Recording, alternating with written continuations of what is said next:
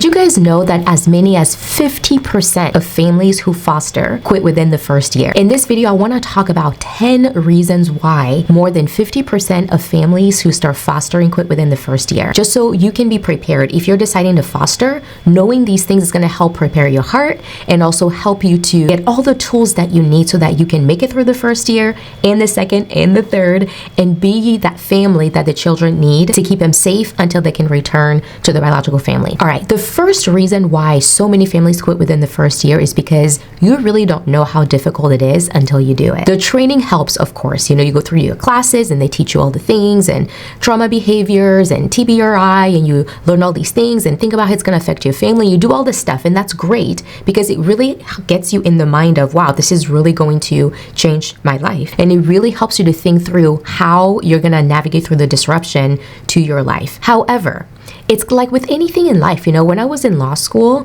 they were teaching me about law. I didn't really know how to be a lawyer until I started being a lawyer. And the practice is always different than just sitting in a classroom studying. It's the same thing with foster care. Yes, you can learn about it, but you actually won't really know what it's like until you do it. So you just have to do it, get in there and start doing it. The second reason why families quit within the first year is because it really does disrupt your life. It really, really does. And this includes your marriage. This includes any other child you have in the home. And that's also one of the reasons why a lot of people don't want to foster, because they don't want the disruption. They don't want this thing to turn the world upside down. That's what fostering does. When you bring that child into your home, it's going to change your whole life. I kind of think about it like when you have a newborn baby for the first time. If you've ever birthed a child, you know how one child literally changes your whole life. If you used to go out all the time, you can't do that anymore. Your body changes, the way you sleep changes. Now you have a tiny human that you have to take care of. It's the same thing with fostering a child.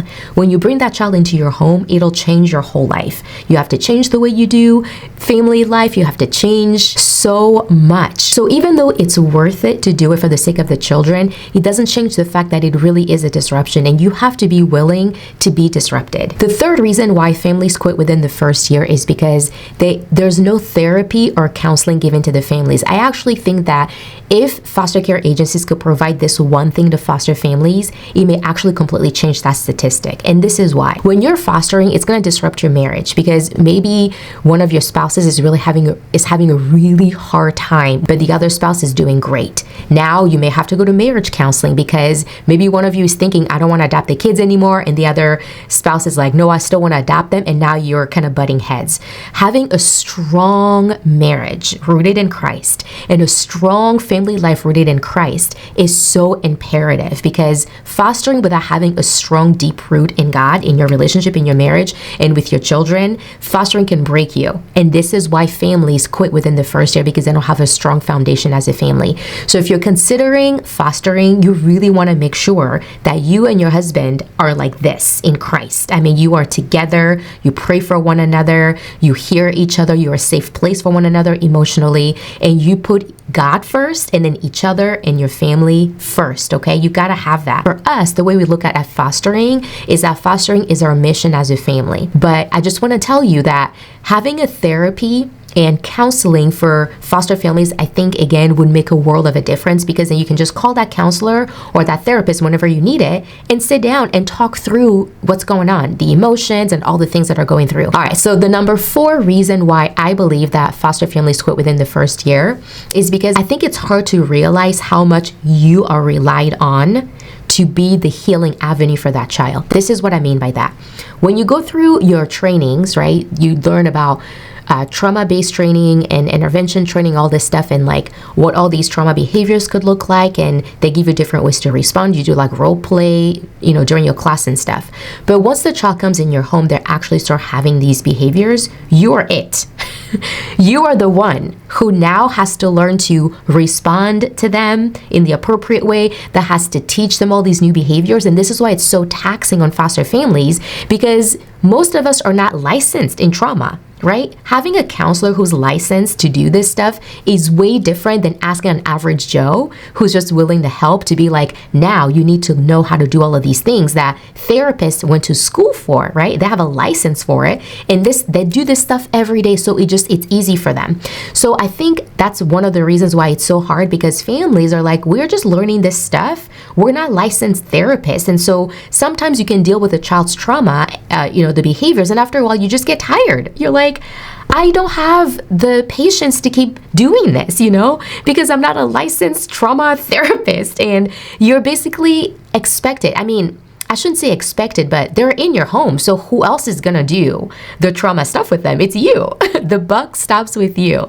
So for here, I really wish that the foster care agencies also provided trauma-based counselors for the family. So that way, if you need to know how to deal with the behavior, you can literally call the counselor and say, hey, this is what's happening right now. Can you give us a few tips on what to do? Versus your foster care specialist, who is not a licensed trauma therapy person, right? They're just there to support you. If the foster care agency could provide a trauma-based trained therapy person, that whenever your foster child is having behaviors and you don't know what to do or you forgot your training, you can call them and you know that somebody's there to give you tips that's going to be tailored to your children.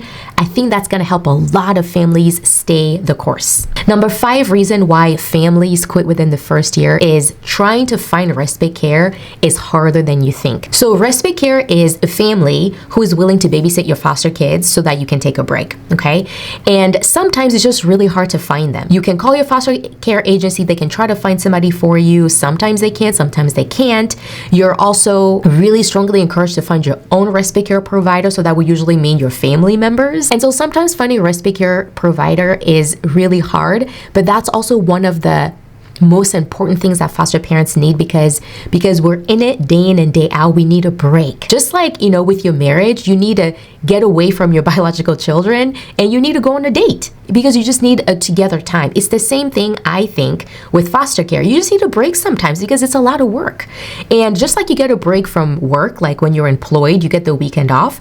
I mean, you really cannot do anything 24/7 for very long without getting exhausted. You have to take breaks. And so respite care is so important to the foster care journey, because if you're not taking breaks in between, you will get maxed out and you will want to give up your foster child and say, you know what, I'm done, come and get him or her. And it's understandable because it is a lot of work. And so that's one of the reasons why people quit within the first year, is because it's hard for them to get a break.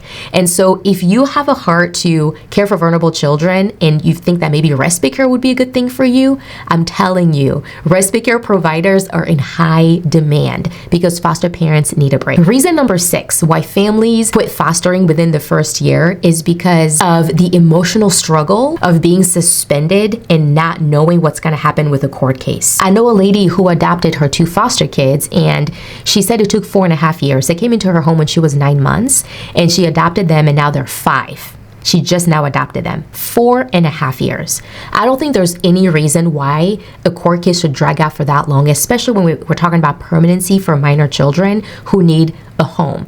And so the emotional struggle with the going back and forth, sometimes it's not even the biological parent, sometimes it's just DHHS, the Department of Health and Human Services, and all of the court case stuff that actually takes the longest time. And so sometimes that emotional struggle, not knowing what's going to happen, they're saying we're going to terminate the parents' rights, and then 2 months later, never mind, the judge gave him more time, and then it's the back and forth and back and forth. After 2 or 3 years, sometimes it's just really hard to navigate through that without feeling like giving up. The 7th reason why families quit within the first year of fostering is because of issues that are not even related to their foster children. So issues with maybe visitation workers, maybe issues with the DHHS worker not answering calls or getting back to them, all of these other players that are involved. I know for us, for example, we had a lot of issues with the visitation worker company because they were not picking up the kids when they were supposed to. And so it just became a big mess. And so we're having this big issue with the visitation company. It has nothing even to do with the biological parents. And so sometimes just those issues alone can become so draining that you can just be like, I don't want to deal with this anymore. I'm just trying to help these kids out, and you guys are making my life hard. you know? So sometimes issues unrelated to the foster kids themselves or the biological family actually causes people to give up on fostering. The 8th reason why families give up after the first year of fostering is because of issues with biological family, okay? So if your foster children have a biological family that are dealing with addictions, you know, drugs, alcohol, things like that, that can make it very, very difficult, especially as a foster parent when you're just like, hey, I'm just here to just be a safe home for your kids until you take them. And sometimes the biological parents can be very, very hostile towards you as a foster parent. And that can make it really hard because you want to keep yourself safe, you want to keep the kids safe, but you also have to give them up and let them go to the biological family. And you need to have some type of relationship with them. I mean, even if it's just writing a letter back and forth or just communicating through visitation workers, you need to do that. But sometimes just the nature of the circumstances makes it really difficult to have a healthy relationship with the biological family. And that can be another reason why families quit within the first year. The 9th reason why families may give up after the first year of fostering is because of issues that may come up after the kids visit with their biological family. So a lot of times when the kids go on visits, you know, depending on how many times a week maybe they're seeing their biological family, that may trigger so much stuff, especially if they're being abused or neglected. Even if the visits are supervised, right, they're still being triggered in some way, or maybe it's the way that the biological parents have talked to them their whole life, and they're coming from your home to their home and now back to your home, and now they're escalated, now they're having all these behaviors, and now you have to deal with it. Now imagine that, okay, you're doing your trauma-based training and you're like teaching your child how to calm down, and you're doing all these things in your foster home, and then they go see their biological family 3 times a week. They get triggered, they come home, and now it's like you have to redo this all over again. So it can feel discouraging when you're doing all this work and it's like you're moving 1 step forward and 5 steps back. And so that may be another reason why families are quitting within the first year of fostering. The 10th and final reason why I think that families give up after the first year of fostering is because of not having enough training when it comes to trauma. Now, trauma has become kind of like a cuss word in the Christian community, I think. Like when you think of the word trauma, it may just feel like, oh, you know, I don't want anything to do with trauma, not trauma.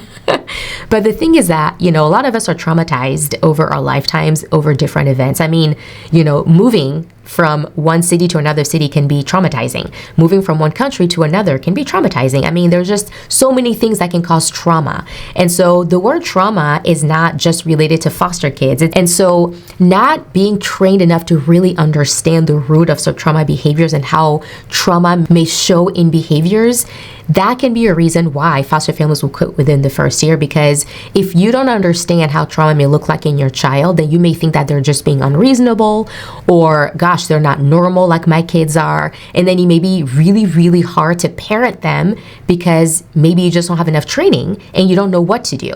And so again, this is when having a trauma-based therapist like on call for foster families would be so helpful, because if you really are at your wits' ends and you have no idea what to do, at least you can call somebody and say, this is what's going on, what do I do? And at least they can remind you, oh, this is trauma-related behavior. And so those are the 10 reasons why I think that more than 50% of families are quitting within the first year. That's a very sobering statistics.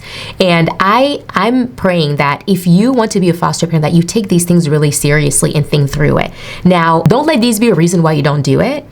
Let these be reasons why you actually really train, that you really take your time to learn before you jump into it, so that you can have the most chance at succeeding. Because if all of these things are reasons why people are quitting, then it makes sense that you be very, very knowledgeable in all of those things, and that you know that your foster care supervisor is able to help you through any of these issues that may arise. And when you arm yourself with the knowledge and you go through the training, then it'll be much easier to go through the fostering process and foster and not want to give up too soon. Do you want to foster? If you do, put it in the comments below, let me know. All right, thanks for watching, guys. I will see you in the next video.